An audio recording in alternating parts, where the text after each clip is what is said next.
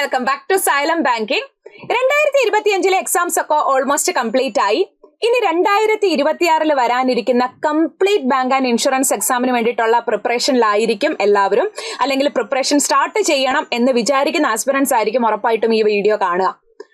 അപ്പോൾ നമ്മുടെ bank എക്സാമിനും insurance എക്സാമിനും ഉള്ള ഒരു കോമൺ ഫാക്ടർ എന്ന് പറയുന്നത് രണ്ടിന്റെയും സിലബസ് സെയിം ആണ്, അല്ലെ? ഒറ്റ സിലബസും ഒരുപാട് പരീക്ഷകളുമാണ്. അതിലെ എല്ലാ എക്സാംസ് വെച്ച് കമ്പയർ ചെയ്യുമ്പോൾ ഏറ്റവും ഹൈ ലെവൽ എക്സാം ഏതാണെന്ന് ചോദിച്ചാൽ അത് നമ്മളുടെ SBI PO. ഇന്ന് ഞാൻ ആ SBI POയുടെ കംപ്ലീറ്റ് ഡീറ്റെയിൽസും ആയിട്ടാണ് എത്തിയിരിക്കുന്നത്. IBPSന്റെ കലണ്ടർ ഓൾറെഡി വന്നിട്ടുണ്ട്. അതിൽ നിന്ന് നമുക്ക് IBPS PO ഓഗസ്റ്റ് ലാസ്റ്റ് വീക്കിലായിരിക്കും പ്രിലിംസ് എന്ന് മനസ്സിലായിട്ടുണ്ട്. എന്ന് പറഞ്ഞാൽ എക്സാം സീസൺ സ്റ്റാർട്ട് ചെയ്യുന്നത് ഓഗസ്റ്റിലാണ്. SBI POയും നമ്മൾ പ്രതീക്ഷിക്കുന്നത് അതിനു മുന്നേ ഉണ്ടാകും. കാരണം ഈ കൊല്ലം മുതൽ ആദ്യം നടക്കുന്ന പരീക്ഷ SBIയുടെ എക്സാം ആയിരിക്കും എന്നുള്ളത് നമ്മൾ നേരത്തെ അറിഞ്ഞ കാര്യമാണ്. സോ ആദ്യത്തെ പരീക്ഷ SBI PO ആയിരിക്കും. അപ്പോൾ IBPS PO August last week ഉണ്ടെങ്കിൽ നമുക്ക് SBI PO ഓഗസ്റ്റ് ഫസ്റ്റ് വീക്കിലേക്ക് പ്രതീക്ഷിക്കാം. ഇന്ന് തൊട്ട് നമ്മൾ നോക്കിയാൽ നമ്മളുടെ കയ്യിൽ സഫീഷ്യന്റ് ആയിട്ടുള്ള ഒരു ടൈം ഉണ്ട്, അല്ലെ? February, March, April, May, June, July. നമ്മളുടെ കയ്യിൽ ഒരു 6 മാസം ഉണ്ട്.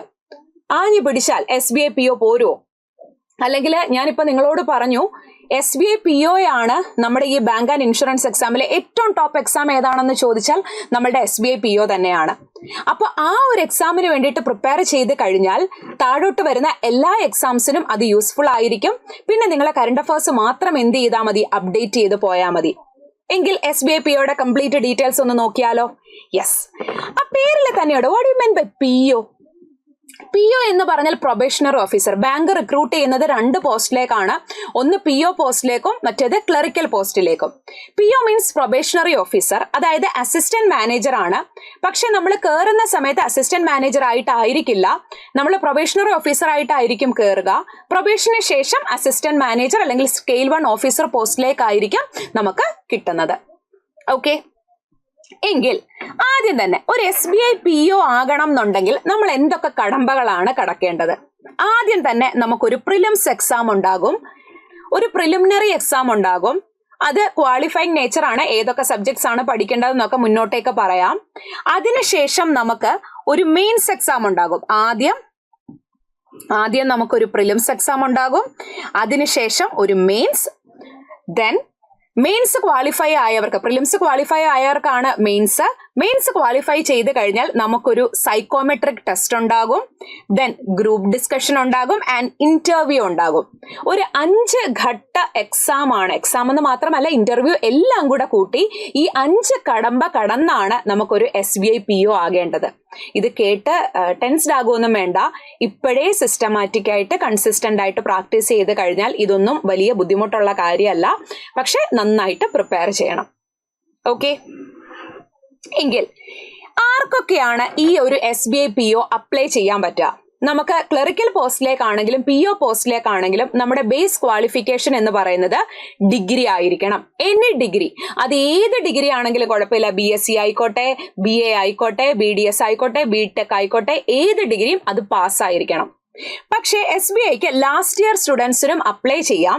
പക്ഷെ ഒരു കാര്യമുണ്ട്, ഇന്റർവ്യൂ നടക്കുന്ന സമയത്ത്, ഡോക്യുമെന്റ് വെരിഫിക്കേഷന്റെ സമയത്ത്, നോട്ടിഫിക്കേഷൻ വരുന്ന സമയത്ത് ഏത് ഡേറ്റ് ആണോ അവർ എഡ്യൂക്കേഷണൽ ക്വാളിഫിക്കേഷന് പറഞ്ഞിട്ടുള്ളത്, ഇപ്പൊ നമുക്ക് നോട്ടിഫിക്കേഷൻ വരുന്ന സമയത്ത് നോട്ടിഫിക്കേഷനകത്തിൽ ഇന്ന ഡേറ്റിനുള്ളിൽ നിങ്ങൾ എന്ത് പാസ്സായിട്ടുണ്ടായിരിക്കണം, ഡിഗ്രി പാസ്സായിട്ടുണ്ടായിരിക്കണം എന്ന് അവർ പറയും. ആ ഡേറ്റിനുള്ളിൽ നിങ്ങളുടെ റിസൾട്ട് വന്നിട്ടുണ്ടായിരിക്കണം എന്ന് മാത്രമേ ഉള്ളൂ. ലാസ്റ്റ് ഇയർ സ്റ്റുഡൻസിനും SBI PO എന്ത് ചെയ്യാം? അപ്ലൈ ചെയ്യാം. ഓക്കെ, ഇനിയും നിങ്ങളുടെ ഏജ് എന്ന് പറയുന്നത് 21-നും 30-നും ഇടയിലായിരിക്കണം. ജനറൽ കാറ്റഗറി ആണ്. OBC ആണ് എന്നുണ്ടെങ്കിൽ എക്സ്ട്രാ നിങ്ങൾക്ക് ഒരു 3 വർഷത്തെ ഏജ് റിലാക്സേഷനും, SC ST ആണെന്നുണ്ടെങ്കിൽ ഒരു എക്സ്ട്രാ 5 വർഷത്തെ ഏജ് റിലാക്സേഷനും നിങ്ങൾക്ക് കിട്ടും. ഇത് ജനറൽ കാറ്റഗറിയുടെ കാര്യമാണ് പറഞ്ഞേക്കുന്നത്. സോ നിങ്ങൾക്കൊരു ഡിഗ്രി ഉണ്ട്, നിങ്ങളൊരു ജനറൽ കാറ്റഗറി സ്റ്റുഡന്റ് ആണ് എന്നുണ്ടെങ്കിൽ 21 വയസ്സിനും 30 വയസ്സിനും ഇടയിലാണ് നിങ്ങളുടെ പ്രായം എന്നുണ്ടെങ്കിൽ ഉറപ്പായിട്ടും നിങ്ങൾക്ക് എന്തിന് അപ്ലൈ ചെയ്യാം? SBI POയുടെ നോട്ടിഫിക്കേഷൻ വരുമ്പോൾ നിങ്ങൾക്ക് അപ്ലൈ ചെയ്യാം. എഡ്യൂക്കേഷണൽ ക്വാളിഫിക്കേഷന്റെയും ഏജ് കാൽക്കുലേറ്റ് ചെയ്യുന്നതിന്റെയും ഡേറ്റ് നോട്ടിഫിക്കേഷൻ വരുമ്പോഴായിരിക്കും നമുക്ക് മനസ്സിലാക്കാനായിട്ട് പറ്റുക. ഇപ്പൊ ഓഗസ്റ്റിലേക്കാണെന്നുണ്ടെങ്കിൽ ഒരു മെയ് ഒക്കെ ആകുമ്പോഴത്തേക്കിന് നമുക്ക് നോട്ടിഫിക്കേഷൻ പ്രതീക്ഷിക്കാം. അപ്പൊ നമ്മൾ ഉടനെ തന്നെ എക്സാം ഉണ്ട് എന്നുള്ള രീതിയിൽ തന്നെ നമ്മുടെ പ്രിപ്പറേഷൻ സ്റ്റാർട്ട് ചെയ്യാം. ഓക്കെ, ഏറ്റവും കൂടുതൽ നമ്മളെ അട്രാക്ട് ചെയ്യുന്ന ഒരു കാര്യം എന്തുകൊണ്ട് SBI അല്ലെ? നമുക്ക് ഏറ്റവും കൂടുതൽ സാലറി കിട്ടുന്നത് നമുക്ക് SBI ആണെന്ന് നമുക്കറിയാം. അപ്പോൾ SBI PO ആകുമ്പോൾ തന്നെ നിങ്ങൾക്ക് വേണ്ട ഇവിടെ എഴുതിയിരിക്കുന്നത് കാണാൻ പറ്റുന്നുണ്ടായിരിക്കും. നമുക്ക് ബേസിക് പേ സ്റ്റാർട്ട് ചെയ്യുന്നത് തന്നെ 48,480 ആണ്. ഇത് ബേസിക് പേ ആണ്. ഇത് കൂടാതെ ഒരുപാട് പെർക്സ് ആൻഡ് അലവൻസസ് ഉണ്ട്. നമുക്ക് HRA ഉണ്ട്, 100% മെഡിക്കൽ റീഇംബേഴ്സ്മെന്റ് ഉണ്ട്, സ്പെക്ടക്കിൾ അലവൻസ് ഉണ്ട്, അതേപോലെ തന്നെ ഫർണിച്ചർ അലവൻസ് ഉണ്ട്, പെട്രോൾ അലവൻസ് ഉണ്ട്, mobile purchase, news paper allowance, അങ്ങനെ കുറേ അലവൻസസ് ആൻഡ് പെർക്സ് നമുക്ക് SBI പ്രൊവൈഡ് ചെയ്യുന്നുണ്ട്. മുംബൈ പോലൊരു സിറ്റിയിൽ ആനുവൽ CTC എന്ന് പറയുന്നത് 20.43 lakhs ആണ്. ചെറിയൊരു എമൗണ്ട് അല്ല. നമുക്കൊരു ഇൻഹാൻസ് സാലറി 80,000 പ്ലസ് നിങ്ങൾക്ക് സാലറി, ഇൻഹാൻസ് സാലറിയുടെ കാര്യമാണ് ഞാൻ ഈ പറഞ്ഞത്, ഗ്രോസ് സാലറി അല്ല. നിങ്ങൾക്ക് ഒരു SBI PO ആയി കഴിയുമ്പോൾ നിങ്ങൾക്ക് കിട്ടുന്ന സിറ്റി വെച്ചിട്ട് കുറച്ച് വ്യത്യാസം അങ്ങോട്ടും ഇങ്ങോട്ടും ഒക്കെ വരും എന്നേ ഉള്ളൂ. എങ്കിലും നിങ്ങൾക്ക് സ്റ്റാർട്ടിങ് തന്നെ ഇൻഹാൻസ് സാലറി ഒരു 80K ഒക്കെ ഉറപ്പായിട്ടും നിങ്ങൾക്ക് കിട്ടും. അപ്പോൾ നമുക്ക് ഏറ്റവും വലിയൊരു മോട്ടിവേഷനാ അല്ലെ?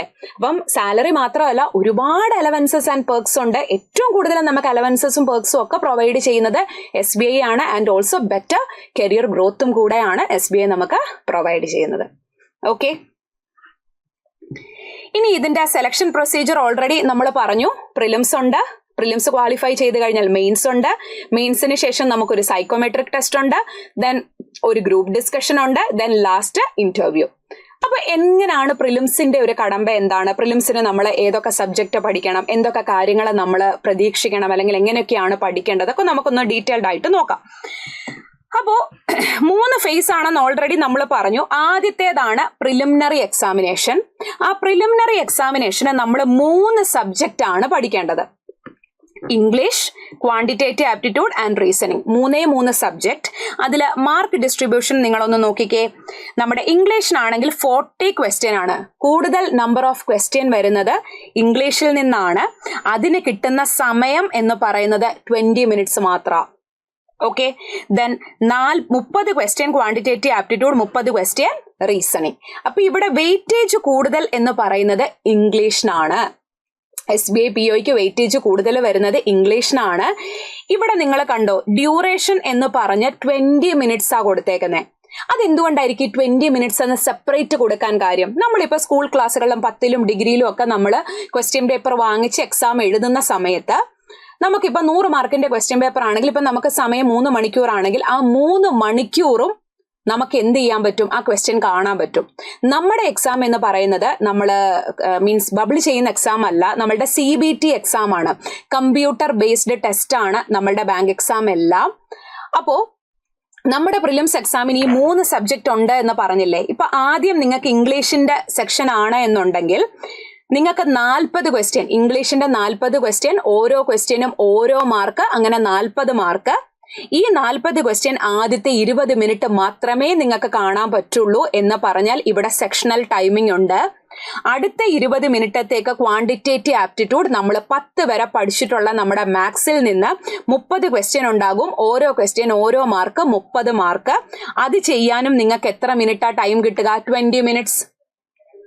അതേപോലെ റീസണിങ്ങിനാണെങ്കിലും 30 ക്വസ്റ്റ്യൻ, 30 മാർക്ക്, 20 മിനിറ്റ്. എല്ലാത്തിനും 20 മിനിറ്റ്സ് ആണ് പ്രിലിംസിന് നിങ്ങൾക്ക് ടൈം കിട്ടുന്നത്. അങ്ങനെ 20 ടോട്ടൽ 1 അവർ ആണ് നിങ്ങൾക്ക് പ്രിലിംസിന് കിട്ടുന്ന ടൈം. ഓക്കെ, അപ്പോ ഈ പ്രിലിംസിന്റെ മാർക്ക് മെയിൻസിന് എടുക്കോ? ഇല്ല. അതായത് ക്വാളിഫൈങ് നേച്ചർ മാത്രമാണ്. എത്രയാണോ കട്ട് ഓഫ്, ആ കട്ട് ഓഫ് ക്ലിയർ ആയി കഴിഞ്ഞാൽ നിങ്ങൾക്ക് മെയിൻസിലേക്ക് കടക്കാൻ പറ്റും. ഒരു കാര്യമുണ്ട്, നമുക്ക് ഏറ്റവും ഇമ്പോർട്ടന്റ് ആയിട്ടുള്ള ഒരു കാര്യം, കഴിഞ്ഞ വർഷം വരെ വന്ന നോട്ടിഫിക്കേഷനകത്തിൽ എടുത്തു പറഞ്ഞിട്ടുള്ള ഒരു കാര്യമാണ്, പ്രിലിമിനറി എക്സാമിനേഷൻ എന്തില്ല? സെക്ഷണൽ കട്ട് ഓഫ് ഇല്ല. ഈ 2026 നോട്ടിഫിക്കേഷൻ ഇതുവരെ വന്നിട്ടില്ല. ഇത് കഴിഞ്ഞ വർഷം വരെ വന്നതിനകത്തിൽ നമുക്ക് പ്രിലിംസിന് സെക്ഷണൽ കട്ട് ഓഫ് ഇല്ല. മെയിൻസിന് മാത്രമായിരിക്കും നമുക്ക് സെക്ഷണൽ കട്ട് ഓഫ് ഉണ്ടായിരിക്കും. അത് ഞാൻ മെയിൻസ് എത്തുമ്പോൾ ഡീറ്റെയിൽഡ് ആയിട്ട് പറയാം. ഓക്കെ, അപ്പോ നമ്മുടെ പ്രിലിംസിന് ഇപ്പം ഓൾമോസ്റ്റ് എത്രയാണ് കട്ട് ഓഫ് വരുന്നത്? കട്ട് ഓഫിന്റെ ഞാൻ വേറൊരു സെപ്പറേറ്റ് വീഡിയോ ചെയ്യാം. എല്ലാം കൂടെ ഒരുമിച്ചാകുമ്പോഴത്തേക്കിന് നിങ്ങൾക്ക് തന്നെ കൺഫ്യൂഷൻ ആയിരിക്കും. അപ്പോ നമ്മുടെ സെലക്ഷൻ പ്രോസസ്സിനകത്തിൽ പ്രിലിംസിന് നമുക്ക് 3 സബ്ജക്റ്റ് ആണുള്ളത്. അപ്പോൾ ഒരു 60+ എന്തായാലും നിങ്ങൾക്ക് വേണം അല്ലെ. 60+ ആണ് ഓൾമോസ്റ്റ് നമുക്കൊരു സേഫ് അറ്റംപ്റ്റ് പറയാനായിട്ട് പറ്റുക. ഞാൻ വേറൊരു വീഡിയോയിൽ ഒരു 5 വർഷത്തെ SBI POയുടെ പ്രിലിംസിന്റെ കട്ട് ഓഫുമായിട്ട് ഞാൻ സെപ്പറേറ്റ് ഒരു വീഡിയോ ചെയ്യാം. ഇതിലെല്ലാം കൂടെ പറഞ്ഞാൽ നിങ്ങൾക്ക് ആകെ കൺഫ്യൂഷൻ ആയിരിക്കും. Okay, yes. അപ്പോൾ ഇവിടെ സെക്ഷണൽ, ഇനി ഇപ്പൊ ചിലപ്പോൾ നിങ്ങൾക്കൊരു ഡൗട്ട് ഉണ്ടാവും, എന്തോ ഈ സെക്ഷണൽ കട്ട് ഓഫ് എന്ന് പറഞ്ഞാൽ. അതായത് ഇപ്പൊ ഫോർ എക്സാമ്പിൾ നമ്മുടെ ഇപ്പൊ ടോട്ടൽ മാർക്ക് എന്ന് പറയുന്നത് 100-ലാണെന്ന് പറഞ്ഞു. നമ്മുടെ കട്ട് ഓഫ് ഒരു 65 ആണെന്ന് വെച്ചോ. നമ്മുടെ കട്ട് ഓഫ് 65 വെച്ചോ. എങ്കിൽ നിങ്ങൾ ഇതിലെല്ലാം കൂടെ ഈ 100-ൽ ഏതെങ്കിലുമൊക്കെ സബ്ജക്റ്റിൽ എല്ലാം കൂടെ 65 മേടിച്ചാൽ നിങ്ങൾക്ക് പ്രിലിംസ് ക്വാളിഫൈ ചെയ്യാം. പക്ഷെ സെക്ഷണൽ കട്ട് ഓഫ് ഉണ്ടെങ്കിൽ അവർ പറയും നിങ്ങൾ ഇംഗ്ലീഷിന് ഇത്ര മാർക്ക് വാങ്ങിച്ചിരിക്കണം, ക്വാണ്ടിന് ഇത്ര മാർക്ക് വാങ്ങിച്ചിരിക്കണം, റീസണിങ്ങിന് ഇത്ര മാർക്ക് മേടിച്ചിരിക്കണം. ഇപ്പൊ ചിലപ്പോൾ നിങ്ങൾ ഇംഗ്ലീഷ് ഒന്നും അല്ലെങ്കിൽ പോട്ടെ ക്വാണ്ടിറ്റേറ്റീവ് ആപ്റ്റിറ്റ്യൂഡ് ഒന്നും ചെയ്തിട്ടില്ല, പക്ഷെ ഇംഗ്ലീഷും ഫുള്ള് ചെയ്തു, റീസണിങ്ങും ഫുള്ള് ചെയ്തു, നിങ്ങൾ കട്ട് ഓഫ് ക്ലിയർ ആയി എങ്കിൽ ഓക്കെ, നിങ്ങൾക്ക് പ്രിലിംസിന് കയറാം. പക്ഷേ സെക്ഷണൽ കട്ട് ഓഫ് ഉണ്ടെങ്കിൽ ക്വാണ്ടിറ്റേറ്റീവ് ആപ്റ്റിറ്റ്യൂഡിന് ഇത്ര മാർക്ക് വേണം എന്ന നിർബന്ധം ഉണ്ടെങ്കിൽ നിങ്ങൾ ഓവറോൾ കട്ട് ഓഫ് ക്ലിയർ ചെയ്താലും സെക്ഷണൽ കട്ട് ഓഫ് ഇല്ല എന്നുണ്ടെങ്കിൽ നിങ്ങൾ റിജക്റ്റ് ആകും. പക്ഷെ SBIയുടെ പ്രിലിംസിന് എന്തില്ല? സെക്ഷണൽ കട്ട് ഓഫ് ഇല്ല. SBIയുടെ പ്രിലിംസിന് സെക്ഷണൽ കട്ട് ഓഫ് ഇല്ല. ഓക്കെ ആണല്ലോ? യെസ്. അപ്പോൾ നമ്മൾ എത്ര പേരെ ആയിരിക്കാം നമ്മൾ പ്രിലിംസ് കഴിഞ്ഞിട്ട് മെയിൻസിലേക്ക് ക്വാളിഫൈ ചെയ്യുക? അപ്പോൾ അവർ പറഞ്ഞേക്കുന്നത് 10 times the number of the vacancies. ഓരോ കാറ്റഗറിയിലും എത്ര വേക്കൻസി ഉണ്ടോ അതിന്റെ 10 times ആൾക്കാരെ ആയിരിക്കും എന്ത് ചെയ്യുന്നത്? മെയിൻസിലേക്ക് ക്വാളിഫൈ ചെയ്യുന്നത്. പ്രിലിംസിന്റെ മാർക്ക് എടുക്കില്ല, അത് ജസ്റ്റ് ക്വാളിഫയിങ് നേച്ചർ ആണ്. ഫൈനൽ സെലക്ഷന് വേണ്ടിയിട്ട് മെയിൻസിന്റെയും സൈക്കോമെട്രിക് ടെസ്റ്റും അതേപോലെ തന്നെ ഇന്റർവ്യൂവും ഗ്രൂപ്പ് ഡിസ്കഷനും ആയിരിക്കും കംപ്ലീറ്റ്ലി എടുക്കുക. അതിലേക്ക് ഞാൻ മുന്നോട്ടേക്ക് വരാം. ഇനി മെയിൻസിലേക്ക് വരുമ്പോൾ എന്താണ്? നമുക്ക് പ്രിലിംസിന് 3 സബ്ജക്റ്റ് ആണെന്ന് പറഞ്ഞു. ക്വാണ്ടിറ്റേറ്റീവ് ആപ്റ്റിറ്റ്യൂഡ് നമ്മൾ 10 വരെ പഠിച്ചിട്ടുള്ള നമ്മളുടെ മാത്സ്, പിന്നെ റീസണിങ് എന്റെ സബ്ജക്ട്. നമുക്ക് ലോജിക് ഉണ്ടോ, അത്യാവശ്യം നമ്മൾ ലോജിക് ഉള്ള ഒരാളാണോ എന്ന് ടെസ്റ്റ് ചെയ്യാൻ വേണ്ടിയിട്ട്. ദെൻ അതേപോലെ തന്നെ നമുക്ക് ഇംഗ്ലീഷും. ഓക്കെ, ഇത് ഞാൻ ജസ്റ്റ് ഒന്ന് ചെറുതാക്കാം, പ്ലീസ് വെയിറ്റ്. അപ്പോ ഇവിടുത്തെ കേസിൽ നിങ്ങൾക്ക് ജസ്റ്റ് ഞാൻ നിൽക്കുമ്പോൾ നിങ്ങൾക്ക് ചിലപ്പം ഇത് കാണാൻ പറ്റിയെന്ന് വരത്തില്ല. ഓക്കെ, ഇപ്പൊ ക്ലിയർ അല്ലേ? യെസ്. അപ്പോൾ നമുക്ക് നോക്കാം. ഇവിടെ പറഞ്ഞിരിക്കുന്നത് നമ്മുടെ മെയിൻസിലേക്ക് വരുമ്പോൾ നമുക്ക് എക്സ്ട്രാ ഒരു സബ്ജക്റ്റ് കൂടെ പഠിക്കേണ്ടി വരും. പ്രിലിംസിന് ഈ 3 സബ്ജക്റ്റ് ആണെങ്കിൽ മെയിൻസിനും ഈ 3 സബ്ജക്റ്റ് ഉണ്ട്. പക്ഷേ നമുക്ക് എക്സ്ട്രാ കറണ്ട് അഫേഴ്സും കൂടെ പഠിക്കേണ്ടി വരും. ആൻഡ് ഓൾസോ നമുക്ക് ഡിസ്ക്രിപ്റ്റീവ് ടെസ്റ്റും ഉണ്ടാകും. നോക്കിയാലോ? ഇതും ഓൺലൈൻ തന്നെയാണ്. ടോട്ടൽ മാർക്ക് എന്ന് പറയുന്നത് 200-ലാണ് നമ്മളുടെ ടോട്ടൽ മാർക്സ് എന്ന് പറയുന്നത്. ഓക്കെ, നിങ്ങൾക്ക് കാണാൻ ഇച്ചിരി ചെറുതായും തോന്നുന്നു. ഞാനിപ്പോൾ ഒരു കാര്യം ചെയ്യാം, ഫുള്ള് വെക്കാം, എന്നിട്ട് ആ ഒരു സെക്ഷൻ വരുമ്പോൾ മാത്രം നിങ്ങളോട് അത് പറയാം. അപ്പൊ ടോട്ടൽ നമുക്ക് 200 മാർക്സ് ആണ് total online exam, mains exam എന്ന് പറയുന്നത്. ഡിസ്ക്രിപ്റ്റീവ് ടെസ്റ്റിന് 50 മാർക്ക്. അപ്പൊ ടോട്ടൽ മെയിൻസിന്റെ മാർക്ക് എന്ന് പറയുന്നത് 200-ഉം ഡിസ്ക്രിപ്റ്റീവ് 50-ഉം, അങ്ങനെ ടോട്ടൽ 250-ലായിരിക്കും നമ്മളുടെ സ്കോർ വരുന്നത്. അപ്പൊ ഡിസ്ക്രിപ്റ്റീവ് ടെസ്റ്റ് എന്ന് പറയുന്നത് മാൻഡേറ്ററി ആണ്. അത് നമ്മൾ എഴുതുമൊന്നും അല്ല, നമ്മൾ കമ്പ്യൂട്ടർ ത്രൂ ടൈപ്പ് തന്നെയാണ് നമ്മുടെ ബാങ്ക് എക്സാമിന് ചെയ്യുന്നത്. ഓക്കെ, അപ്പൊ നമ്മുടെ ഒബ്ജക്റ്റീവ് ടെസ്റ്റിന് ഏതൊക്കെ സബ്ജക്റ്റ് ഉണ്ടെന്ന് നോക്കാം. ഇവിടെ നമ്മളുടെ സബ്ജക്റ്റ് എന്ന് പറയുന്നത് ഇവിടെ റീസണിങ് ആൻഡ് കമ്പ്യൂട്ടർ ആപ്റ്റിറ്റ്യൂഡ്. ഇപ്പൊ റീസണിങ് ആൻഡ് കമ്പ്യൂട്ടർ ആപ്റ്റിറ്റ്യൂഡ് എന്ന് പറയുന്നെങ്കിലും കമ്പ്യൂട്ടറിന്റെ ക്വസ്റ്റ്യൻസ് ഒക്കെ വളരെ കുറവാണ് ചോദിക്കുന്നത്. ചോദിക്കാറേ ഇല്ല എന്ന് തന്നെ പറയാം. മെമ്മറി ബേസ്ഡ് ക്വസ്റ്റ്യൻസ് ഒക്കെ എടുത്ത് നോക്കിയാൽ നിങ്ങൾക്ക് അത് കാണാൻ പറ്റും. റീസണിങ്ങിൽ നിന്ന് തന്നെയാണ് ക്വസ്റ്റ്യൻസ് ചോദിക്കുക. നിങ്ങളൊന്ന് നോക്കിക്കേ, 40 ക്വസ്റ്റ്യനും 60 മാർക്കുമാണ്, 40 ക്വസ്റ്റ്യനും 60 മാർക്സും ആണ്. അപ്പൊ എന്തായാലും 2 മാർക്ക് ക്വസ്റ്റ്യൻസ് ഉണ്ടായിരിക്കും മെയിൻസിന്. പ്രിലിംസിന്റെ സിലബസ് തന്നെയാണോ എന്ന് ഒരുപാട് പേര് ചോദിക്കും. പ്രിലിംസിന്റെ സിലബസ് സെയിം അല്ല, അതായത് പ്രിലിംസിൽ പഠിക്കാനുള്ള ടോപ്പിക്സ് തന്നെ, പക്ഷെ ഇച്ചിരും കൂടെ ലെവൽ കൂടിയ ക്വസ്റ്റ്യൻസ് ആയിരിക്കും ചോദിക്കുക. ഫോർ എക്സാമ്പിൾ, ബേസിക് സിലോജിസം ആണ് പ്രിലിംസിന് ചോദിക്കുന്നതെങ്കിൽ മെയിൻസിലേക്ക് വരുമ്പോൾ കോഡഡ് സിലോജിസം, റിവേഴ്സ് സിലോജിസം, അങ്ങനെയുള്ള ടോപ്പിക്സ് കൂടെ നമ്മൾ പഠിക്കണം. ഓക്കെ, ഇതിന് നമുക്ക് ആകെ കിട്ടുന്ന ടൈം എന്ന് പറയുന്നത് 50 മിനിറ്റ്സ് ആണ്. 40 ക്വസ്റ്റ്യൻ, 50 മിനിറ്റ്സ് ആൻഡ് 60 മാർക്സ് റീസണിങ്ങിൽ നിന്ന്. Then data analysis and interpretation, അത് നമ്മളുടെ മാത്സ് തന്നെയാണ്, ക്വാണ്ടിറ്റേറ്റീവ് ആപ്റ്റിറ്റ്യൂഡ് തന്നെയാണ്. ഡേറ്റ അനാലിസിസ് DI ആയിരിക്കും കൂടുതൽ നമ്മളോട് ചോദിക്കുക. അത് നമ്പർ ഓഫ് ക്വസ്റ്റ്യൻസ് 30 ഉള്ളൂ, മാർക്ക് പക്ഷേ 60 ഉണ്ട്. അതിന് കിട്ടുന്ന സമയം 45 മിനിറ്റേ ഉള്ളൂ. മെയിൻസിന്റെ എല്ലാ ബാങ്ക് എക്സാമും നോക്കിയാലും മെയിൻസിന്റെ സബ്ജക്ട്സ് ഒക്കെ സെയിം ആണ്, പക്ഷേ ചോദിക്കുന്ന നമ്പർ ഓഫ് ക്വസ്റ്റ്യൻസും കിട്ടുന്ന ടൈമും അങ്ങോട്ടും ഇങ്ങോട്ടും കുറച്ച് വ്യത്യാസമുണ്ട് എന്ന് മാത്രമേ ഉള്ളൂ. Then general awareness or economy or banking knowledge, അതായത് ബാങ്കിങ് അവയർനെസ് ആണ്. കറണ്ട് അഫയേഴ്സിന്റെ കൂടെ തന്നെ നമ്മൾ എന്ത് ചെയ്യണം, ബാങ്കിങ് അവയർനെസിന്റെ ക്വസ്റ്റ്യൻസ് കൂടെ ചോദിക്കും. അത് 60 ക്വസ്റ്റ്യൻസ് ആണ്. ശ്രദ്ധിച്ചേ, 60 ക്വസ്റ്റ്യൻസും 60 മാർക്സും. അതായത് 60 ക്വസ്റ്റ്യൻസും 60 മാർക്സും ആണ് നമ്മളോട് ചോദിക്കുന്നത്.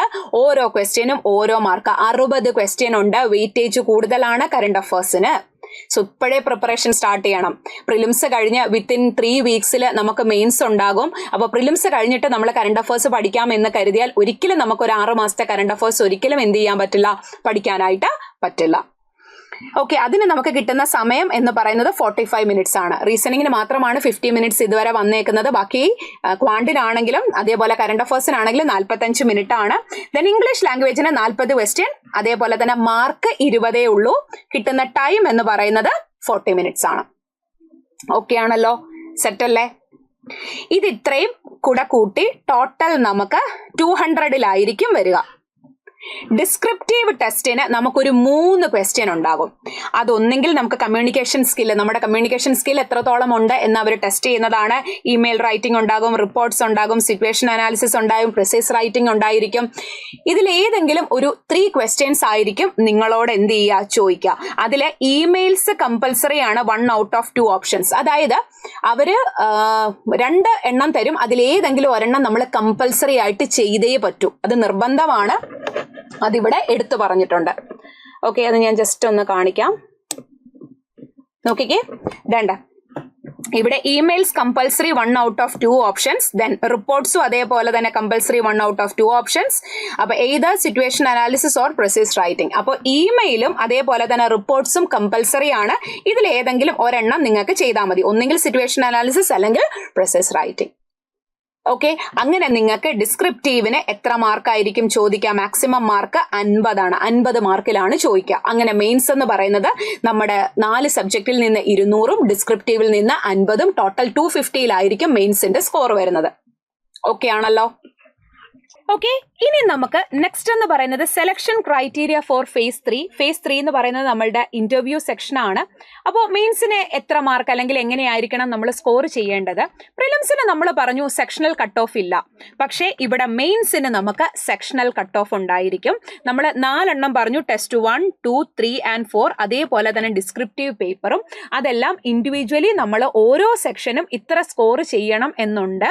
അത് എത്രയാണ് സെക്ഷണൽ കട്ട് ഓഫ് എന്നുള്ളത് നമ്പർ ഓഫ് വേക്കൻസീസിനെ ഡിപ്പെൻഡ് ചെയ്തിട്ട് ബാങ്ക് ആയിരിക്കും അത് തീരുമാനിക്കുക. പ്രിലിംസിന് മാത്രമാണ് സെക്ഷണൽ കട്ട് ഓഫ് ഇല്ലാത്തത്. പക്ഷെ മെയിൻസിന് സെക്ഷണൽ കട്ട് ഓഫ് ഉണ്ടായിരിക്കും. അത് മറന്നു പോകരുത്.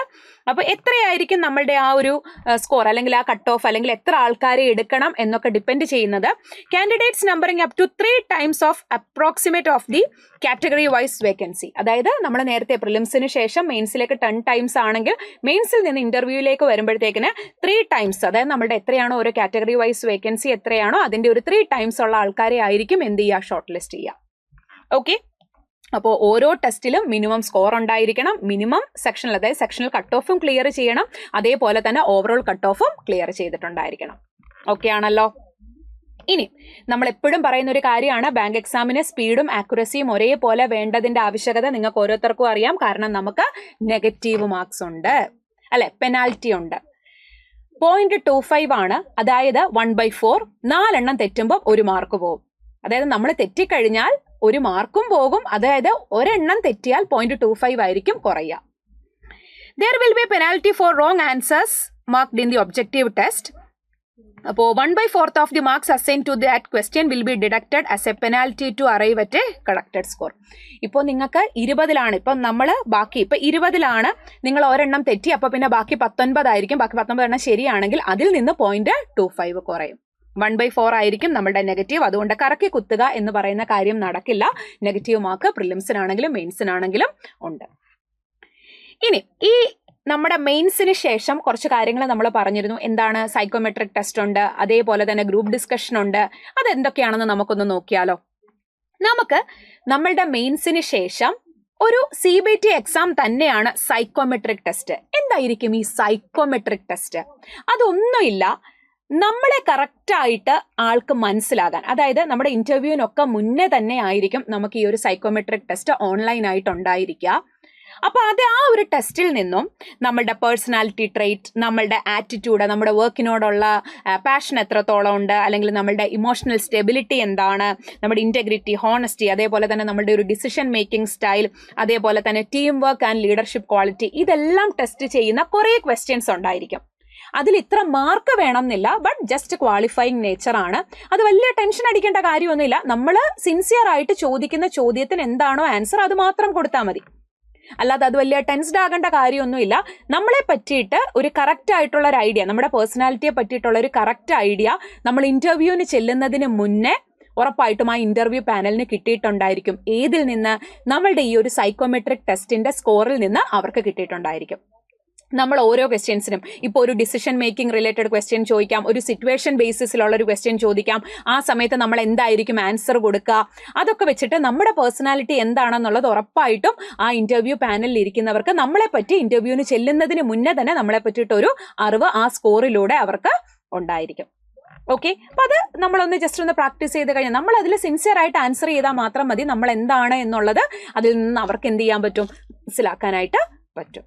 ഓക്കെ, ഈ സൈക്കോമെട്രിക് ടെസ്റ്റിന് ശേഷം അത് ഓൺലൈൻ ടെസ്റ്റ് ആണ്. ദെൻ പിന്നെ നമ്മൾ ഇന്റർവ്യൂവിന് ചെല്ലുന്നതിന് മുന്നേ നമുക്കൊരു group exercise, that is what is group discussion. ഏതെങ്കിലും ഒരു ടോപ്പിക്കിനെ പറ്റിയിട്ട് നമുക്ക് സംസാരിക്കാം, നമുക്ക് അത്യാവശ്യം ഒരു ക്രൗഡിനൊക്കെ മുന്നിൽ സംസാരിക്കാനുള്ള ഒരു ശേഷിയുണ്ടോ എന്നൊക്കെയുള്ളത് ടെസ്റ്റ് ചെയ്യുന്നതാണ്. അതിന് നമ്മളോട് 20 മാർക്സിനായിരിക്കും നമ്മളുടെ ഗ്രൂപ്പ് എക്സസൈസ് സ്കോർ വരുന്നത്.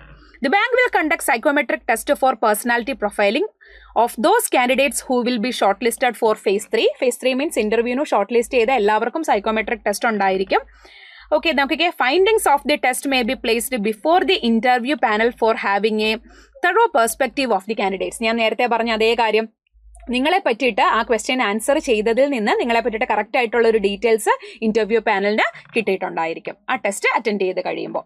അതിനുശേഷമാണ് നമ്മളുടെ ഗ്രൂപ്പ് ഡിസ്കഷൻ വരിക. അതിന് നമുക്ക് 20 മാർക്സ് ആയിരിക്കും. ദെൻ അതേപോലെ തന്നെ ഇന്റർവ്യൂ 30 മാർക്കിലായിരിക്കും. ഇത് രണ്ടും കൂടെ ടോട്ടൽ 50 മാർക്സ് ആയിരിക്കും. സൈക്കോമെട്രിക് ടെസ്റ്റ് ഓൺലൈനായിട്ട് വേറൊരു ദിവസമായിരിക്കും. ഇന്റർവ്യൂവിന് ചെല്ലുന്ന ഡേറ്റിലായിരിക്കും നിങ്ങൾക്ക് എന്തുണ്ടായിരിക്കുക, ഗ്രൂപ്പ് ഡിസ്കഷൻ ഉണ്ടായിരിക്കുക. ആ ഗ്രൂപ്പ് ഡിസ്കഷൻ 20 മാർക്സിനും ഇന്റർവ്യൂ 30 മാർക്സിനും. ഓക്കെ, ഇനി എത്രയാണ് ഇതിന്റെ ഓരോന്നിന്റെ മിനിമം ക്വാളിഫൈ മാർക്സ് എന്നുള്ളത് ബാങ്ക് ആയിരിക്കും ഡിസൈഡ് ചെയ്യുക. ഇനി ഫൈനൽ സെലക്ഷൻ എന്ന് പറയുന്നത് പ്രിലിംസ് എടുക്കില്ല, അത് ജസ്റ്റ് മെയിൻസിലേക്കുള്ള ഒരു കടമ്പ മാത്രമാണ്. നമ്മുടെ phase 2 മാർക്കും അതേപോലെ തന്നെ phase 3 മാർക്കും സെപ്പറേറ്റ് ആയിട്ട് എടുക്കും. എന്നിട്ടായിരിക്കും നമുക്ക് എന്ത് ചെയ്യുന്നത്, ഫൈനൽ സെലക്ഷൻ വരുന്നത്. ഓക്കെ, അപ്പോൾ നമ്മൾ സൈക്കോമെട്രിക് ടെസ്റ്റ് എന്താന്ന് ഓൾറെഡി പറഞ്ഞു.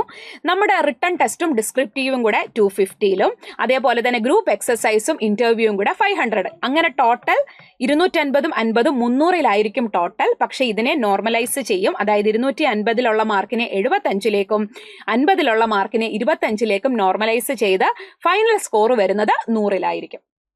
ഓക്കെ അല്ലേ? ഇപ്പൊ അത്യാവശ്യം ഒരു ഐഡിയ നിങ്ങൾക്ക് കിട്ടിയില്ലേ എന്താണ് SBI PO എന്നുള്ളത്. ടോട്ടൽ നമ്മളുടെ റിട്ടേൺ വരുമ്പോഴത്തേക്കിന് ടോട്ടൽ എല്ലാം കൂടെ 300 പ്ലസ് ഇന്റർവ്യൂ സഹിതം അതിനെ നോർമലൈസ്ഡ് സ്കോറിലേക്ക് മാറ്റും. 100 ഫൈനൽ കട്ട് ഓഫ് വരിക. Okay, yes. അപ്പോൾ ഓരോ കാറ്റഗറിയിലും ഉള്ളത് എത്രയാണ് സ്കോർ എന്നൊക്കെ ഉള്ളത് നമുക്ക് റിസൾട്ട് വരുമ്പോൾ മനസ്സിലാക്കാനായിട്ട് പറ്റും. ഇനി നമ്മളുടെ ജോയിനിങ്ങും ട്രെയിനിങ്ങും കരിയർ പാത്തും ഒക്കെ എന്താണെന്ന് നമുക്കറിയാം. ഏറ്റവും വലിയ കരിയർ ഓപ്പർച്യൂണിറ്റി അല്ലെങ്കിൽ കരിയർ ഗ്രോത്ത് പ്രൊവൈഡ് ചെയ്യുന്ന ബാങ്കാണ് SBI. അപ്പോൾ ഞാൻ നേരത്തെ നിങ്ങളോട് പറഞ്ഞു, നമ്മൾ ആദ്യം ജോയിൻ ചെയ്യുക പ്രൊബേഷണറി ഓഫീസർ ആയിട്ടായിരിക്കും. അതുകൊണ്ട് തന്നെ നമുക്കൊരു ബോണ്ട് ഉണ്ടായിരിക്കും 2 lakhs. അത് ഒരു 3 വർഷത്തേക്ക്. ഇതൊന്നും കൂടെ പറയാമേ, ഈ ഒരു സെക്ഷൻ ഒന്നും കൂടെ പറയാമേ, ഈ ജോയിനിങ്ങിൻ്റെത്.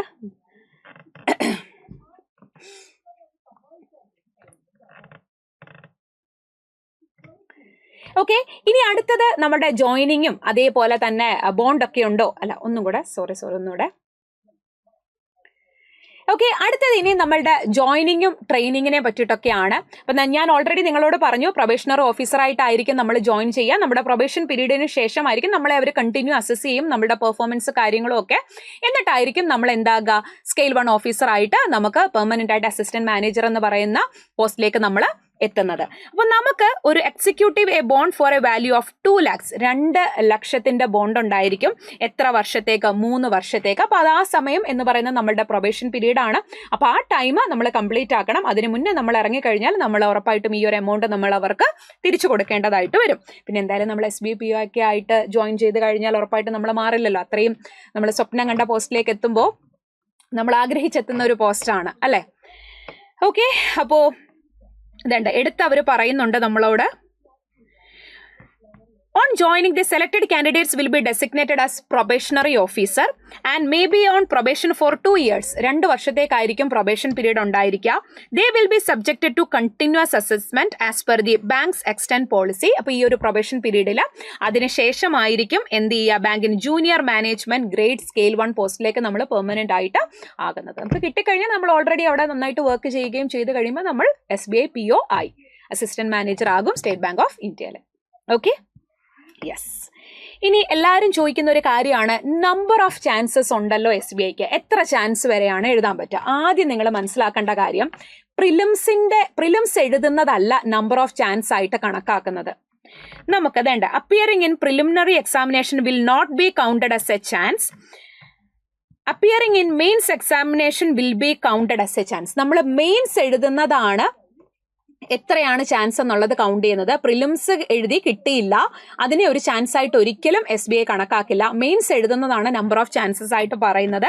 അപ്പോൾ ഇവിടെ അൺറിസർവ്ഡ് കാറ്റഗറി ആണ് എന്നുണ്ടെങ്കിൽ 4 ചാൻസ് ആയിരിക്കും. അതായത് 4 വട്ടം മാത്രമേ മെയിൻസ് നിങ്ങൾ എഴുതിയിട്ടുണ്ടെങ്കിൽ 4 വട്ടം മാത്രമേ നിങ്ങൾക്ക് SBI PO എന്ത് ചെയ്യാൻ പറ്റുള്ളൂ, എഴുതാനായിട്ട് പറ്റുള്ളൂ. ഇനി OBC ആണ്, PWBD ആണ് എന്നുണ്ടെങ്കിൽ 7 വർഷമായിരിക്കും. SC ST ആണെന്നുണ്ടെങ്കിൽ നിങ്ങൾക്ക് ചാൻസ് ഇല്ല, എത്ര തവണ വേണമെങ്കിലും എഴുതാം. ഓക്കെ ആണല്ലോ? അപ്പോൾ ഇപ്പോൾ SBI POനെ പറ്റിയിട്ട് ഒരു കംപ്ലീറ്റ് ഡീറ്റെയിൽസ് നിങ്ങൾക്ക് മനസ്സിലായി എന്ന് കരുതുന്നു. ഇനിയും നിങ്ങളുടെ മനസ്സിൽ എന്തെങ്കിലുമൊക്കെ ഡൗട്ട്സ് ഉണ്ടാകും. ആൻഡ് ഓൾസോ എല്ലാവരുടെയും മൈൻഡിൽ ഒരു കാര്യമുണ്ട്, ഡീറ്റെയിൽസ് ഒക്കെ മനസ്സിലായി, ഇനി എങ്ങനെയാണ് പ്രിപ്പയർ ചെയ്യേണ്ടത്, എന്താണ് എൻ്റയർ സിലബസ്? അപ്പോൾ നിങ്ങൾക്ക് ഉറപ്പായിട്ടും അതിൻ്റെ ഒരു വീഡിയോ ഉടനെ തന്നെ ഞാൻ ചെയ്യുന്നതായിരിക്കും, കംപ്ലീറ്റ് സ്റ്റഡി പ്ലാനുമായിട്ട്. അപ്പോൾ നിങ്ങൾക്ക് അത് വേണമെന്നുണ്ടെങ്കിൽ ഉറപ്പായിട്ടും നിങ്ങൾ താഴെ കമൻറ്റ് ചെയ്യുക. നിങ്ങളുടെ ഓരോ കമൻസും നമ്മളെ സംബന്ധിച്ച് ഏറ്റവും വാല്യുബിൾ ആയിട്ടുള്ള ഒരു കാര്യമാണ്. അപ്പോൾ നിങ്ങൾക്ക് ഇതേപോലെ തന്നെ ഇതിൻ്റെ അകത്തിൽ ഡൗട്ട്സ് ഉള്ള കുറേ കാര്യങ്ങളുണ്ടാകും. സോ അതും ഉറപ്പായിട്ടും താഴെ കമൻറ്റ് ചെയ്യുക. ഇനി നമ്മളോടൊപ്പം സൈലം ബാങ്കിങ്ങിനോടൊപ്പം മുന്നോട്ടുള്ള 2026 exams, complete bank and insurance exam ഒരുമിച്ച് നിന്ന് പഠിക്കാൻ, നമ്മളുടെ സൈലം ബാങ്കിങ് ടീമിനോടൊപ്പം പഠിക്കാനാണെങ്കിൽ നിങ്ങൾക്കിപ്പോൾ ബേസ് മുതൽ സ്റ്റാർട്ട് ചെയ്യാനാണ്. നിങ്ങൾക്കൊന്നും അറിയില്ല, നിങ്ങളൊരു ബിഗിനർ ആണ്, ബേസ് മുതൽ അഡ്വാൻസ് വരെ പഠിച്ച് എത്താനാണ് എന്നുണ്ടെങ്കിൽ, നിങ്ങൾക്കൊന്നും അറിയില്ല, ബാങ്ക് എക്സാംസിനെ പറ്റിയിട്ട് ഒന്നും അറിയില്ല, ഏറ്റവും ബിഗിനർ ആണ് എന്നുണ്ടെങ്കിൽ നിങ്ങൾ ഉറപ്പായിട്ടും നമ്മളുടെ ബാങ്ക് റെഗുലർ ബാച്ച്, നമുക്ക് ഓൺലൈനും ഉണ്ട് ഓഫ്ലൈനും ഉണ്ട്. ഓൺലൈൻ ആണെങ്കിൽ ബാങ്ക് റെഗുലർ ബാച്ചിൽ ജോയിൻ ചെയ്യുക. ഓൾറെഡി ക്ലാസ്സസ് നമ്മൾ സ്റ്റാർട്ട് ചെയ്തു, പക്ഷേ കഴിഞ്ഞ ക്ലാസ്സസിൻ്റെ എല്ലാം റെക്കോർഡഡ് സെഷൻസ് അവൈലബിൾ ആയിരിക്കും. 1 ഇയർ വാലിഡിറ്റി ഉണ്ട്. സോ 2026 കംപ്ലീറ്റ് എക്സാംസും നമ്മൾ അതിൽ കവർ ചെയ്യുന്നതായിരിക്കും. ഓക്കെ, ഓഫ്ലൈൻ ആയിട്ടും നമുക്ക് കോഴിക്കോട് ക്ലാസ്സസ് വരുന്നുണ്ട്. മാനേജറയിലാണ് നമ്മളുടെ ക്യാമ്പസ് വരുന്നത്. സോ നിങ്ങൾ ഓഫ്ലൈൻ ആയിട്ടാണ് ജോയിൻ ചെയ്യാൻ താല്പര്യപ്പെടുന്നതെന്നുണ്ടെങ്കിൽ ഈ ഒരു നമ്പറിൽ കോൺടാക്ട് ചെയ്യുക. ഓൺലൈൻ ആണെങ്കിൽ നിങ്ങൾ ഈ ഒരു നമ്പറിൽ കോൺടാക്ട് ചെയ്യുക. ബേസ് മുതലുള്ളതാണ് നിങ്ങൾക്ക് പഠിക്കേണ്ടത് എന്നുണ്ടെങ്കിൽ നിങ്ങൾ ബാങ്ക് റെഗുലർ ബാച്ചിൽ ജോയിൻ ചെയ്യുക. പക്ഷേ ഞങ്ങൾ കഴിഞ്ഞ വർഷമൊക്കെ ബേസ് ഒക്കെ ഞങ്ങൾ 2025 എക്സാംസ് ഒക്കെ എഴുതിയിട്ടുണ്ട്, അത്യാവശ്യം ബേസ് ഒക്കെ അറിയാം. പക്ഷെ ഞങ്ങൾക്ക് സ്പീഡില്ല, എനിക്ക് നന്നായിട്ട് റിവൈസ് ചെയ്യണം, വീണ്ടും സ്പീഡ് കൂട്ടണം, എനിക്ക് പ്രിലിംസ് ക്വാളിഫൈ ചെയ്യാൻ പറ്റുന്നില്ല, പ്രിലിംസ് എഴുതി മെയിൻസ് കിട്ടുന്നില്ല. അങ്ങനെയുള്ളവർക്ക് വേണ്ടിയിട്ട് സൈലം ബാങ്കിങ്ങിന്റെ ഏറ്റവും പുതിയ ബാച്ചാണ് ബാങ്ക് റിപ്പീറ്റേഴ്സ് ബാച്ച് 2.0. ഒന്നുമില്ല, നമ്മൾ കഴിഞ്ഞ പ്രാവശ്യം അതൊരു ബെറ്റർ കംബാക്കിന് വേണ്ടിയിട്ടാണ്. നമ്മൾ നന്നായിട്ട് ബേസ് ഒക്കെ പഠിച്ചു, പക്ഷെ സ്പീഡില്ല. ഇനി ആ പഠിച്ച കാര്യങ്ങളെല്ലാം ഒന്നേന്ന് നമ്മൾ റിവൈസ് ചെയ്യാൻ പോവാം. അതായത് 1 റൗണ്ട് എല്ലാ സബ്ജക്റ്റിൻ്റെയും എല്ലാ ടോപ്പിക്സും ഒരു തവണ കംപ്ലീറ്റ്ലി റിവൈസ് ചെയ്തിട്ട് വരുന്ന എക്സാംസിനനുസരിച്ച് നമ്മൾ എന്ത് ചെയ്യും, കംപ്ലീറ്റ്ലി നിങ്ങളെ കൊണ്ട് പ്രാക്ടീസ് ചെയ്യിക്കും ലൈവായിട്ട് നമ്മുടെ ക്ലാസ്സിൽ. ആ ലൈവ് ക്ലാസ്സസിൻ്റെ എല്ലാം റെക്കോർഡഡ് സെഷൻ അവൈലബിൾ ആയിരിക്കും. പിന്നെ അതേപോലെ തന്നെ നിങ്ങൾക്കൊരു ഡൗട്ട് ഉണ്ടായിരിക്കും, മെയിൻസ് എടുക്കുമോ? ഉറപ്പായിട്ടും പ്രിലിംസും മെയിൻസും അതേപോലെ തന്നെ അതിനുശേഷം വരുന്ന ഇന്റർവ്യൂവിനും ഗ്രൂപ്പ് ഡിസ്കഷനും ഉള്ള കംപ്ലീറ്റ് സപ്പോർട്ടും നമ്മൾ ഈ ഒരു ബാച്ചിലൂടെ നിങ്ങൾക്ക് പ്രൊവൈഡ് ചെയ്യുന്നതായിരിക്കും. സോ നിങ്ങളൊരു ബിഗിനർ ആണെങ്കിൽ ബാങ്ക് റെഗുലർ ബാച്ചിൽ ജോയിൻ ചെയ്യുക. നിങ്ങളൊരു റിപ്പീറ്റർ ആണ്, അത്യാവശ്യം നിങ്ങൾക്ക് ബേസ് ഒക്കെ അറിയാം, ഇനി പ്രാക്ടീസ് ചെയ്ത് സ്പീഡ് ആകണം എന്നുണ്ടെങ്കിൽ ഓൺലൈൻ റിപ്പീറ്റേഴ്സ് ബാച്ച് 2.0 ജോയിൻ ചെയ്യുക. അപ്പോൾ വീണ്ടും നമുക്ക് കാണാം. ഇനി ഇത് എൻ്റെ ടെലഗ്രാം ചാനലാണ്, പേഴ്സണൽ ടെലഗ്രാം ചാനൽ. ജോയിൻ ചെയ്യാത്തവരുണ്ടെങ്കിൽ ഉറപ്പായിട്ടും ജോയിൻ ചെയ്യുക. ബാങ്ക് എക്സാംസിനെ പറ്റിയിട്ടുള്ള കംപ്ലീറ്റ് അപ്ഡേറ്റും ഈ ഒരു ചാനലിലൂടെ നിങ്ങൾക്ക് ലഭിക്കുന്നതായിരിക്കും. റീസണിംഗ് വിത്ത് അഞ്ജു എന്ന ടെലഗ്രാമിൽ സെർച്ച് ചെയ്യുക. നന്നായി പഠിക്കുക. 2026 നമ്മളുടെ വർഷമായിരിക്കട്ടെ. So wish you all the best.